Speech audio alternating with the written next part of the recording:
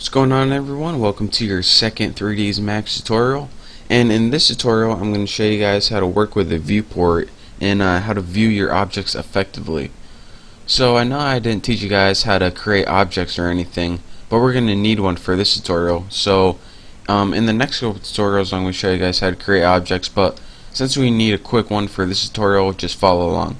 Go ahead and click teapot right here and make sure you have your select object. And then once you have teapot selected, just go ahead and click the middle of your perspective viewport and just drag from the inside out. And the more you drag, the bigger object gets. So just go ahead and make a medium-sized one, and bam, we have a teapot.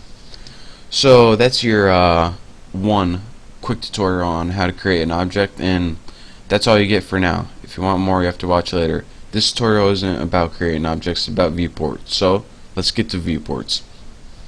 So as I said in the last tutorial, each viewport 1, 2, 3, 4 is for viewing a different angle of this teapot in this case. For example, this one's the top view, front view, left view, and perspective view, which is pretty much your custom view.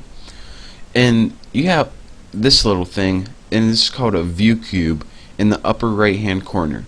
Now a view cube is what you're probably going to be using a lot to get different angles when working with your object. So for example, you can see that this view cube has a little thing that says front, left, and top. So if you go ahead and click front, you go ahead and you get the front view. You can go ahead and click one of these corners also to get different views. And aside from just clicking it to move it to a new position, you can also hold your mouse down on the view cube, and don't just click it, hold your mouse button down and drag it just like this. And when you drag it, it rotates to a custom view.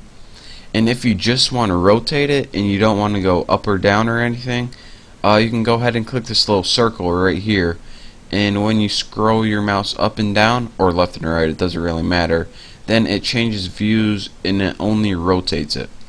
So what I usually do most of the time is just click and drag the entire cube, so that way I have total control over it. But aside from this, you also have a house in your top left corner, and this is your home view.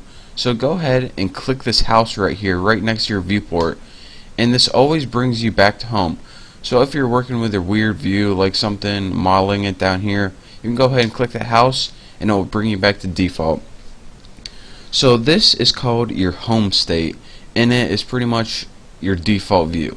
And anytime you want a new default view, like you want to be working in this angle a lot, you can go ahead and right click your view cube and you can set current view as home, and now this view will be home. And anytime you don't want it again, just uncheck it. But right now I just want to keep mine as home, so bam, there we go. So that's pretty much your basics of the view cube. If you need to customize it even further, you can go to views, your views menu at the top, view cube, and you can go to configure. So this lets you configure the view cube, like things like the size of it, opacity, snap to closest view, but I just like to keep the default since I'm teaching people in these tutorials. So well, that's all you get. So if you want to customize it even further, again, views, view cube, configure. But another thing aside from the view cube, if you want a different way to view your objects, you can also have something called a steering wheel.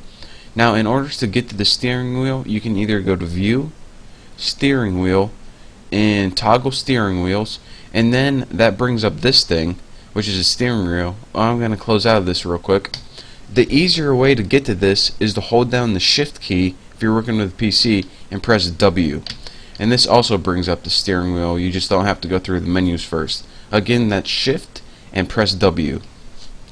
So what this allows you to do is use these different buttons, which is like zoom, and there we go. I was messing up last time. So just click zoom and drag your mouse up or down to zoom in. You can also do things like orbit, so you can orbit around this point, or you can go ahead and click pan, Or let's see, what's another one? Up and down, that's a good one to just like move the camera up or down. But I usually don't like to do any of this since I just use the viewport mostly, and what I'm about to tell you next time. But if you do like using the steering wheel and you want to use it, go ahead and click views. What do I go to configure viewport configurations, and then you can go ahead and click steering wheels, and this will give you more control if you want to customize your steering wheel any further. And now to probably the best method of all for viewing your objects, and that's the plain old middle mouse scroll button. Now you need a mouse button with a middle scroll button on it to use it, of course. So just go ahead, and if you move your scroll button like this, it zooms your object in and out. So bam, how easy is that? You don't have to click anything, you just have to move your finger a little bit. So anytime you want to pan, which is pretty much like viewing your object like a piece of paper and moving it around, just press the scroll button, press that middle button, and go ahead and move it around like that. So now we know how to pan by clicking and dragging and zoom. So what else can we do with the scroll button? Well, there's one other thing we can do, and that's rotate. And if you press the Alt tab on your keyboard, and I know you finally got to bring out your left hand, if you hold down Alt on your keyboard and click and drag just like you were panning, you can rotate it.